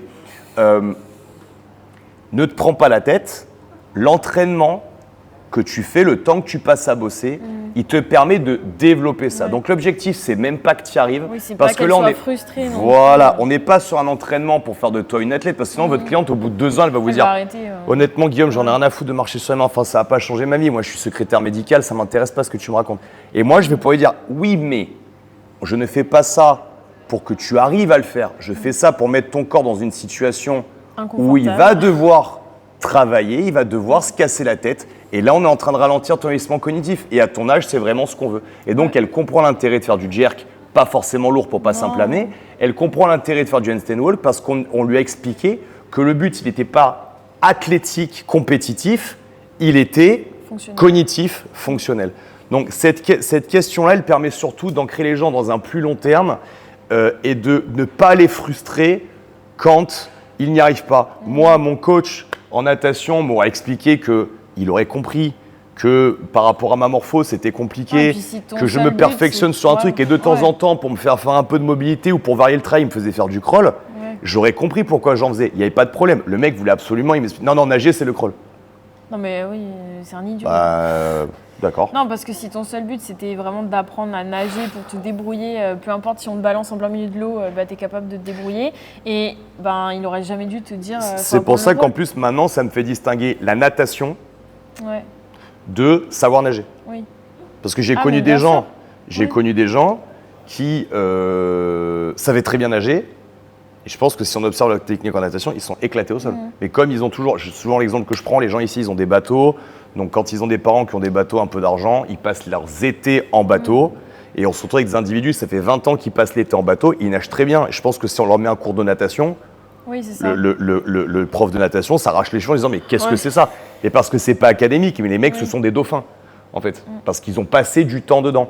On a la même chose avec les gens qui ont vécu dans des milieux où ils se sont beaucoup battus, à l'école, en cité, dans des milieux un petit peu défavorisés, il faut être honnête, parce que c'est pas dans les quartiers bobos que tu passes ta journée à te battre. Ces mecs-là, vous les mettez dans une cage de MMA, ils ont une technique vraiment approximative. Et pourtant, ils sont ultra forts parce qu'ils ont les fondamentaux de timing, de distance, d'agressivité, etc., de dur au mal aussi, ils n'ont pas peur de la douleur. Alors qu'on a des gens totalement académiques qui n'ont pas du tout les fondamentaux, qui ont un peu plus et donc derrière, ils se font manger. Bref, sport spécifique versus préparation physique généralisée. Le but de la préparation physique généralisée, c'est de développer des aptitudes qui vont dans plein de domaines différents. Posez-vous la question, est-ce que ce que je suis en train d'apprendre, c'est vraiment sport spécifique ou est-ce que je vais pouvoir le balancer dans d'autres disciplines? Il y a l'exemple du déplacement du footwork en boxe anglaise. C'est un super truc pour la boxe anglaise. Si votre but, c'est le MMA, ça ne va pas marcher. La rotation de la hanche en karaté, c'est super bien. Si c'est pour du MMA, ça ne va pas marcher. Et d'un autre côté, la position lutte très basse, type grappling, si c'est pour du MMA, ça ne va pas marcher. Donc si votre but, c'est d'être capable d'être bon dans un contexte généralisé, faites attention à ne pas tomber dans le piège du sport spécifique. Mais c'est des discussions philosophiques très intéressantes autour du sport qu'on a dans les Coaching Week. Donc si ça vous intéresse, venez. J'ai encore 2 questions et après ce sera fini. Alors j'avais un truc, c'était par rapport à la banalisation de la performance, avec notamment ce qu'on voit sur les réseaux sociaux, où moi j'avais un exemple très concret parce que j'avais vu une vidéo là-dessus, l'overhead squat. Donc quand on fait du crossfit, on a l'impression que tout le monde sait faire ça. Mais dans la population moyenne, personne ne sait faire un overhead squat. Donc il y a ce côté-là de se dire, en fait, nous, on va faire du sport tous les jours, on essaie de progresser. Donc la notion de progression, en fait, de devenir un peu meilleur chaque jour. Mais en même temps, on voit des choses de dingue sur les réseaux, ou même quand on s'entraîne, des gens à côté qui font des performances de fou. Et du coup, on a tendance à banaliser. Genre, par exemple, faire un... C'était quoi l'autre fois ce que j'avais vu? Un squat snatch à 100 kg. Dans les compétitions de crossfit un peu haut niveau, c'est banal, c'est la barre d'entrée en gros. Alors qu'en fait, si on ramène ça au niveau de la population normale, ça reste une performance de fou, quoi. C'est un problème qu'on a eu parce qu'à l'époque, à CrossFit Fréjus, on était ultra compétitifs. Et des fois, on avait des discussions complètement lunaires où on expliquait qu'un mec qui snatchait à peine 100, c'était pas ouf. Et en fait, on avait beaucoup de drop-in à Fréjus et on voyait que les gens ils nous regardaient comme ça. Parce que le owner de leur salle, qui était le meilleur athlète, il snatchait 80. On a eu le problème aussi où on expliquait qu'une meuf qui snatchait pas 60, elle savait pas snatcher. Et parce que nous, quasiment toutes les meufs snatchent 60 pas trop difficilement, j'exagère à peine. Et en fait, à force de faire des stages, je me suis aperçu que des fois, la coach de la salle n'avait pas le snatch à 60. Donc, moi, c'est une problématique que je vois souvent. Après, vous savez, l'être humain est fait pour banaliser. Je veux dire que banaliser les choses, c'est quelque chose qui est cognitivement confortable et économique. C'est-à-dire qu'en fait, on est fait pour créer une forme de normalité. On est en fait obligé de créer notre propre fenêtre d'Overton. Parce qu'on ne peut pas être choqué de tout. Donc au bout d'un moment, on est habitué à un stimulus. Ce stimulus nous devient confortable, ça devient notre nouvelle normalité. Si dans votre classe, moi dans ma salle, c'est banal un mec qui snatch 100 kilos. Donc ça ne m'impressionne plus du tout. Maintenant, je vous donne un autre exemple. Chaque groupe banalise. Je vous donne un exemple. Ça dépend de ta norme en fait. Nous, on a un pull-apis. Nous, on a un Antifa pull-apis qui rentre dans la salle. Là. On va le regarder comme ça, on va se demander qu'est-ce que ce clochard il fait parce qu'il s'est vraiment trompé d'endroit, vous voyez, ça va nous choquer. Alors que quand les Antifa pull-apis ils sont entre eux, être un Antifa pull-apis, pour eux c'est leur généralité. Et ensuite ils vont voir une belle gosse ou un beau gosse un peu bien sapé, pour eux ça va tout de suite les choquer, ils vont le traiter d'enculé de droitard capitaliste. Parce que chacun crée sa norme en fait. Vous voyez, donc moi mon sujet c'est pas vraiment... Est-ce qu'on devrait banaliser ou pas la performance? Parce que tous les groupes sociaux, les étudiants, ils banalisent l'alcoolisme. Voilà. Moi, j'ai des clients qui sont des petits jeunes, des petits militaires. Pour eux, finir tous les samedis éclatés à la caipirinha, à vomir dans un caniveau, c'est banal. Moi, je trouve ça hyper choquant. Parce que c'est pas mon milieu, vous voyez. Donc moi, je pense qu'il faut choisir sa fenêtre d'Overton. Il faut surtout choisir qu'est-ce qu'on a envie de banaliser. Moi, il y a des comportements que je banalise totalement, comme la performance, et je trouve pas ça vraiment grave. Et à côté de ça, quand je vois ce que d'autres préfèrent banaliser, je préfère ma banalisation à moi. Moi, c'est mon sujet. Je pense que là, c'était plus en mode par rapport à soi-même, tu vois. Tu vois, par exemple, ce matin, j'ai fait un snatch à 32,5 où j'avais jamais soulevé aussi lourd, c'est rien du tout. Mais j'aurais toujours tendance à me dire ah bah c'est nul par rapport aux autres, tu vois. Ouais, mais encore une fois, ça c'est un biais psychologique, c'est-à-dire que tu vas avoir les gens qui ont des standards élevés, donc ils vont toujours se comparer à meilleurs qu'eux. Oui, et voilà. tu as des gens qui ont des standards de merde qui vont toujours se comparer à moins bons qu'eux. Mais du coup, c'est pour en venir au fait qu'il ne faut pas être non plus trop dur envers soi-même, tu vois. Juste milieu. La vérité, elle est dans le juste milieu. Voilà. Mais ça, c'est dur des fois de rester La vérité est dans le juste juste milieu, c'est-à-dire que moi, dans les sports de combat, quand je me compare à des professionnels, je sais parfaitement que je suis nul. Par contre, si je me compare à la population normale, je suis un danger public. Ouais. Donc, il faut toujours ramener. Des fois, il faut changer de système de perspective pour se dire, ok, c'est comme quand on est dans une salle de crossfit, on a l'impression que tout le monde est musclé, tout le monde est bien fait, les filles sont toutes en brassière, short et tout. Et toi, tu te dis, ah bah j'ai peut-être 2-3 kilos de trop. Mais en fait, quand tu regardes après par rapport à la population générale, tu te dis, ah oui, mais non, mais en fait, je vis dans un microcosme qui ne reflète pas. C'est comme les études scientifiques, au final, ça ne reflète pas du tout la majorité ou la norme. Donc c'est pour ça qu'il faut aussi savoir prendre du recul, je pense, par rapport au milieu dans lequel on évolue, il faut être capable de voir le micro, il faut voir le macro, faire des allers-retours. Ouais. Encore une fois, ça demande un effort psychologique, ça demande des choses que j'ai expliquées sur un vlog, système 1, système 2. C'est-à-dire le système 1 vous fait vous comparer de manière hyper négative, le système 2 vous apprend à relativiser. Ouais. Donc d'un côté, vous êtes le plus nul d'un groupe, et si vous vous comparez à d'autres, vous êtes aussi le plus fort. Ça. Donc voilà, moi je prends beaucoup de temps dans mes coachings premium, dans mes suivis premium ou dans mes discussions avec mes clients à leur expliquer ça. Et je dis très souvent à mes clients, les clients que j'ai ici, qu'ils aient 55 ans ou qu'ils soient en surpoids ou qu'ils aient 18 ans et donc qu'ils aillent le parquet, ils font déjà partie du 1% de la population qui prend soin de soi. Et donc, ils sont déjà au-dessus de 99% de la population qui n'en a rien à faire. Parce que souvent, je leur rappelle, vous voyez, une fille qui fait sa première traction, vous la félicitez. Vous dites franchement, bravo, tu t'es entraîné, tu as tenu, je t'ai vu faire tes séances et tout, bravo. Elle va vous dire automatiquement, ouais, je suis contente, mais bon, c'est quand même pas grand-chose par rapport aux autres. Alors ouais, mais en fait, vous êtes une femme de moins de 40 ans qui fait une traction stricte. Vous êtes plus fit que 99% de toutes les femmes de votre groupe sociétal. C'est pour ça qu'il faut se rappeler aussi toujours d'où on part. Bien sûr. Parce qu'on a tendance aussi à oublier d'où on est parti, d'où on a commencé. Mais quand on regarde vraiment des fois loin, on se dit « Ah ouais, en fait, j'ai fait tout ça comme progression et la progression, elle n'est jamais linéaire. » Il faut que vous fassiez en sorte que votre progression, elle fasse comme ça, c'est-à-dire vous avez des hauts de plus en plus hauts et des bas de plus en plus bas. Avant, quand j'ai commencé le CrossFit, j'étais pas du tout entraîné sur les cuisses. Donc, je faisais un squat à 60 kg et je mettais une semaine à récupérer mes cuisses. Là, j'ai pris la barre de ton frère et ça 135. Fait 6 mois que j'ai pas squatté. J'ai fait 140 kg à froid sans aucun warm-up, cul par terre. Donc ça veut dire que ma norme de performance, c'est plus la même. Aujourd'hui, j'ai 140 kg totalement désentraîné, donc au point le plus bas de mes performances. Tandis qu'à une époque, 140 kg, c'était mon point le plus haut, il y a quelques années, à mon maximum d'entraînement. C'est le principe de surcompensation de l'entraînement, en fait. Si je me compare à mon meilleur best qui a été 200, je pourrais me dire, ouais, mais bon, avant, j'avais 2 fans, je m'en bats. Oui, mais encore une fois, je ne suis pas du tout dans la même condition d'entraînement, je ne suis pas du tout dans la même psychologie. C'est ça. Donc moi, de ne pas avoir mon méga baisse d'avant, j'en ai rien à faire. Je vois déjà ce que j'ai été capable de conserver, ça me suffit très largement. En fait, moi, mon conseil là-dessus, c'est pas une question de banalisation ou autre, c'est soyez honnête intellectuellement. Mais ça, c'est dur pour les gens des fois. Faites du travail, faites du dev perso, développez assez d'estime de vous-même. Ne confondez pas ego et orgueil, mais soyez honnête intellectuellement. Si vous êtes honnête intellectuellement, vous serez capable de voir le verre à moitié vide et le verre à moitié plein. La maladie, c'est quand tous les verres sont à moitié pleins pour vous ou tous les verres sont à moitié vides. Quelqu'un de câblé, ils vous disent, tu vois, il est à la fois à moitié plein, à la fois à moitié vide. À la fois, je suis plus au niveau que j'ai pu être, à la fois, je suis quand même vraiment satisfait parce qu'il y a une époque où je n'étais pas capable de le faire. Et là, vous allez arriver vers la voie de la sérénité, la sagesse. C'est une question d'équilibre. C'est ça. Ok, dernière question. On parle souvent des gens qui ne font pas de sport, mais rarement de ceux qui en font trop.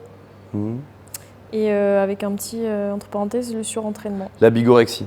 Exactement. Je crois qu'on en avait déjà parlé, il me semble, du Oui, mais c'est intéressant. Je pense que dans nos salles, on a... Alors, il doit y avoir des salles où c'est pire que d'autres, mais nous, dans notre salle, on a 2% de bigorexie, on a 300 clients. Là, à vue de nez, j'en vois 4-5.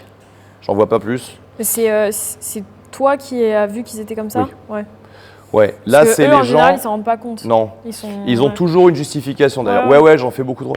Et après, moi, c'est des gens avec qui j'ai du mal, puisque, en fait, je vais les prévenir. Ouais. Et en fait, comme ils en font qu'à leur tête, après, ils viennent et ils chialent.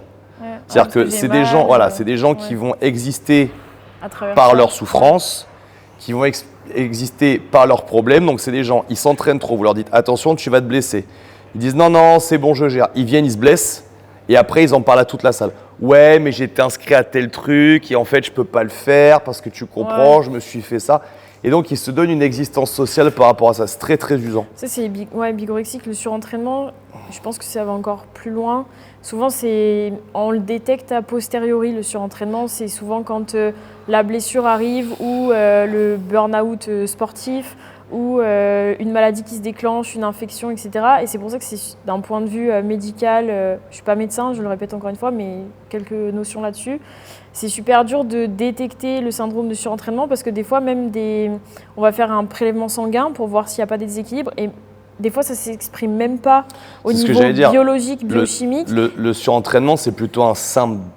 Un syndrome.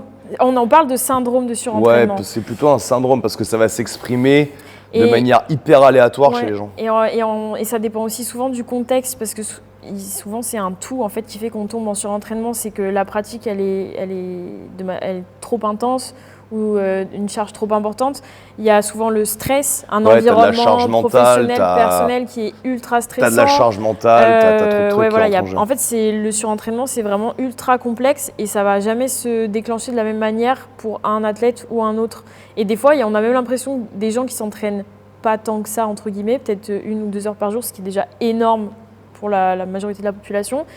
Mais pour un athlète professionnel, c'est pas énorme. Mais des gens qui vont déjà s'entraîner 1 à 2 heures par jour, mais qui à côté ont un environnement stressant, qui dorment pas, qui s'alimentent pas correctement, qui ont des problèmes personnels de travail, et ils vont tomber dans le surentraînement. C'est pour ça que c'est super difficile à appréhender. Et souvent, ça se déclenche plutôt du côté psychologique avant même qu'il y ait un impact sur le physique. Sur l'aspect bigorexique, ce qui est usant avec ces gens, c'est qu'ils ont toujours raison. Comme en fait, ils sont dans une course en avant perpétuelle, vous leur dites que s'entraîner 6 fois par semaine, 2 heures de manière intensive, plus faire du cardio indoor et tout, ça n'a aucun sens. Et ils vont vous sortir. Non, mais t'inquiète, je le gère très bien. Non, mais à côté, je fais ci, ça va. Non, mais... Et vous savez qu'ils vont dans le mur. Donc, c'est des gens qui n'écoutent rien parce qu'ils ne sont pas honnêtes intellectuellement. Encore une fois, on a ce problème de malhonnêteté intellectuelle avec ces gens. Vraiment, pour moi, la bigorexie, c'est ça. Il y a aussi ce truc. Mais je pense qu'il y a derrière, il y a un mal-être aussi. Ils s'inventent une vie de sportif de haut niveau alors qu'ils vont faire 399e dans une compète dont personne n'a rien à carrer.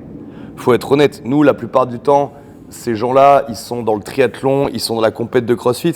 C'est des gens qui n'ont jamais rien gagné, qui ne gagneront jamais rien, mais eux se définissent comme athlètes. Ouais. Ça, c'est du mal-être, du manque d'estime de soi, du manque de confiance en soi. Parce qu'ils se sentent exister. Et je me sens exister comme ça. Et c'est encore une fois, c'est la version malsaine de ce truc-là. Le seul moyen qu'on a, c'est de faire comprendre aux gens qu'ils existent et qu'ils ont une identité en dehors de leur existence de compétition et en dehors des blessures qui vont s'auto-créer. Voilà. Parce que quelqu'un qui court beaucoup trop, qui dort pas, qui mange pas, qui va se déclencher des périostites et qui va le raconter à tout le monde comme quoi elle n'a pas pu faire sa course parce qu'elle a des périostites, déjà, personne n'en a rien à foutre de vos périostites, premièrement. Deuxièmement, c'est bel et bien vous qui vous les êtes faites. Et troisièmement, tout ça, c'est du fake. C'est-à-dire, vous vous êtes mis des objectifs beaucoup trop et vous avez fait... C'est de l'auto-sabotage, en fait. Et ça n'a pas de sens. Donc, c'est important d'avoir des vraies discussions, d'avoir un vrai recul, de voir le verre à moitié vide, de voir le verre à moitié plein, encore une fois. La bigorexie existe vraiment. Ouais. Il n'y a aucun doute là-dessus. Ça, c'est que le C'est côté un psychologique. profond mal-être. Ouais. Voilà, c'est un profond mal-être. Mais c'est des gens qui ne s'entraînent pas pour progresser factuellement. C'est des gens qui s'entraînent pour se dépenser et pour se donner une contenance qu'ils n'ont pas. Ouais. Donc, c'est des gens que moi, j'envie pas du tout. Parce que les gens qui ne savent pas récupérer, qui ne savent pas se détendre, qui se mettent des pressions de dingue, on a l'impression qu'ils ont l'impression qu'ils vont décevoir des gens, tu sais, alors que personne n'en a rien à foutre de leur compétition, encore une fois. Et je pense que c'est eux-mêmes qui déçoivent au fond. je vous souhaite de trouver la paix. Et si, en voyant cette vidéo, vous vous reconnaissez dans ce que je dis, vous pouvez venir nous voir. On fait des consultations, on fait des suivis premium, on discute, on pose, on vous sort de cette situation-là parce que comme toutes les addictions, des solutions existent. Mais clairement, ce n'est pas une nouvelle programmation d'entraînement, un nouveau programme de réhab ou un nouveau coaching alimentaire ou une nouvelle paire de baskets qui va vous sortir de ce problème. Et vous, là, vous avez tous les méfaits du sport et absolument pas les bénéfices. Et au passage, derrière, vous allez vous isoler. Parce que tout le monde s'aperçoit que vous racontez n'importe quoi. Tout le monde s'aperçoit que vous essayez de vous donner une identité que vous n'avez pas, de vous mettre des objectifs que vous n'arriverez jamais à atteindre. Et en fait, je vais être vraiment honnête et dur, mais vous prenez les gens pour des cons et vous-même. Donc, on a tous été un jour dans une mauvaise direction. Vous ne vous en sortirez pas tant que vous ne vous l'avouez pas. Maintenant, vous pouvez venir nous voir, nous consulter, nous contacter, nous expliquer que voilà, vous vous rendez compte que, comme de la même manière, on a des gens qui ont des gros problèmes affectifs avec l'alimentation, le premier pas, c'est de le reconnaître. Une fois qu'ils l'ont reconnu, on peut aller chercher le pourquoi du comment, on peut se mettre de nouveaux standards, de nouveaux objectifs, se créer une nouvelle identité et on peut enfin sortir de ça. Mais ne restez pas là-dedans parce que les conséquences sur votre physique sont graves et vous n'allez pas les payer à 20 ou 30 ans, vous allez les payer à 45-50 avec des dégâts qui sont très souvent pour la plupart irréversibles. Et sans parler de la destruction mentale que ça crée, oui, sans parce parler que des c'est blessures très mauvais physiques, sur votre santé mentale. Niveau mental, ouais. Après, c'est plus compliqué pour s'en sortir. Good ? Ouais. Eh bien, écoutez, merci à tous. 16h10, c'est l'heure que je m'occupe de leur dernière session. Ce soir, dans moins de 50 minutes, tout le monde marchera sur les mains. Merci Marie, c'était encore super intéressant. Précommande des drapeaux en description de cette vidéo. Il y en a 60, pas de plus. J'espère qu'au moment où je publierai cette vidéo, il en restera. Vous likez, vous partagez, vous commentez. On vous aime. Bisous. Bye bye.